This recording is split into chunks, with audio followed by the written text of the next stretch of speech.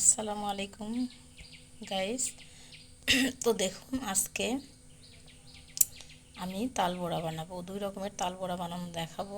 আমার ছেলের ফেভারিট একটা জিনিস। ছোটোবেলায় আমরাও খাইতাম, আমার মা বানায় দিত, আমার বড় আপুরা বানায় দিত। তো আমি তাল বড়া খুব পছন্দ করতাম। তো বাসি হলে এটা গরম গরম যেমন স্বাদ লাগে, বাসি হলে আরেক ধরনের স্বাদ লাগে।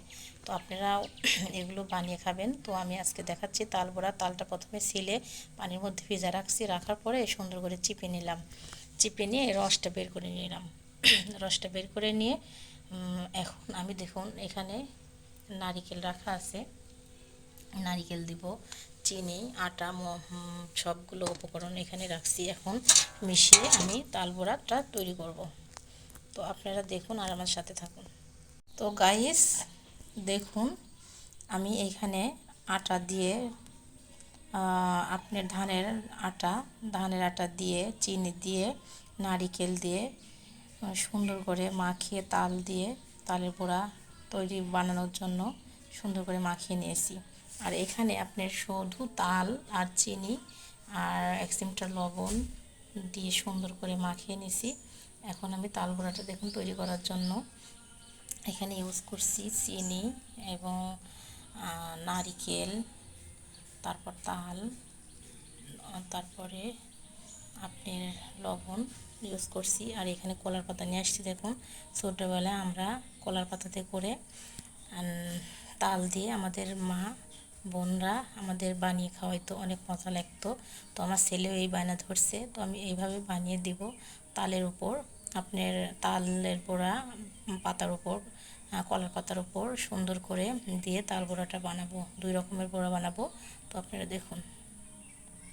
তো প্রিয় গাইস দেখুন, আমি কড়াইটা চুলার উপর বসিয়ে দিয়েছি। এবার ফ্রেশ খাঁটি সয়াবিন তেল এর মধ্যে পর্যাপ্ত পরিমাণ দিয়ে দিব। আধা কিলোর মতো তেল দিয়ে নিছি।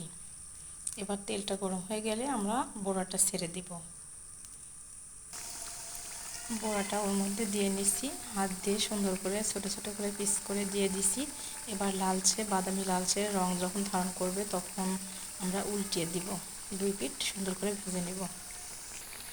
লালচে বাদামি রং ধারণ করা একটু করছে, হালকা দেখা যাচ্ছে লালচে বাদামি রং। তো আপনার এখন আমরা উল্টিয়ে দিব, দিয়ে 2 পিঠে সুন্দর করে সুন্দর করে ভেজে নেব।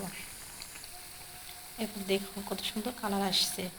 আমি উল্টিয়ে নিয়েছি, বড়াগুলো উল্টিয়ে নিয়ে সুন্দর করে আবার একটু হালকা আঁচ দিয়ে মরমরে করে ভেজে নেব, যাতে বড়াগুলো সুন্দর মরমরে মুখে দিলে মরমর করে, এরকমভাবে উল্টিয়ে পাল্টিয়ে সুন্দর করে ভেজে উঠাবো। তো গাইস দেখুন, আমি এভাবে সুন্দর করে ভেজে নিছি। এভাবে পরপর স্টেপ বাই স্টেপ বড়াগুলো সুন্দর করে ভেজে নেব। তো প্রিয় গাইস দেখুন, আমার বড়াগুলো ভাজা হয়ে গেছে। দেখুন কত সুন্দর কালার আসছে, মরমরি হয়েছে, স্বাদ হয়েছে। আমি খেয়ে দেখছি, অনেক সুস্বাদু হয়েছে। আপনারা বাড়িতে বানিয়ে খাবেন। আর তাল বড়ার কথা যেটা বললাম, সেটা আমি কলার পাতা বিছিয়ে নিছি। কলার পাতা বিছিয়ে নিয়ে ভিতরে ওই মাখানো উপকরণ দিয়ে উপরে আরেকটা কলার পাতা দিয়ে ঢাকনা দিয়ে ঢেকে দিয়েছি। এখন বারবার উল্টিয়ে পাল্টে দিব। দেখুন তো প্রিয় গাইস, তাল পিঠাটা এভাবে আমরা উল্টিয়ে পাল্টিয়ে সুন্দর করে ভেজে নেব। দেখুন এইভাবে সুন্দর করে আটাটা মাখানো উপকরণটা দিয়ে কলা পাতা দিয়ে ঢেকে দিব।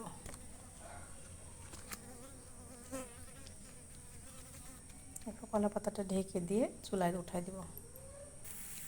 এই যে চুলার উপর দিচ্ছি কড়াই, অথবা আপনার রুটি ভাজা কড়াই অথবা তরকারি রান্না করা বড় কড়াইয়ের মধ্যে এভাবে দিবেন। দেওয়ার পরে উল্টিয়ে পাল্টিয়ে নিব, নিয়ে ভেজে নিব।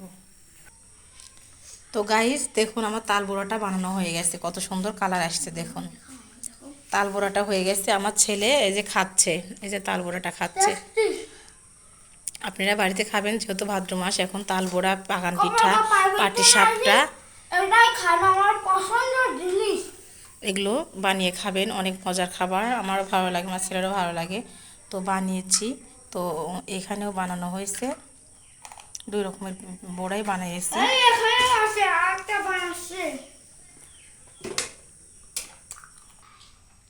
এই যে আমার বানানো হয়ে গেছে, অনেক মজার হয়েছে। তো আপনারা বাড়িতে খাবেন আর আমার চ্যানেলটি লাইক কমেন্ট শেয়ার করবেন, ভালো লাগলে সাবস্ক্রাইব করবেন আর একটা কমেন্ট করে যাবেন, পাশে থাকবেন পরবর্তী আরেকটি ভিডিও আপলোড দেওয়ার সাথে সাথে যাতে আপনাদের মাঝে পৌঁছে দিতে পারি, সেই জন্য আপনারা সবসময় আমার ভিডিওগুলো ফলো করবেন আর ভালো ভালো খাবার খাবেন, মজা মজা খাবার বানিয়ে খাবেন অবসর সময়। তো ভালো থাকবেন, আল্লাহ হাফেজ।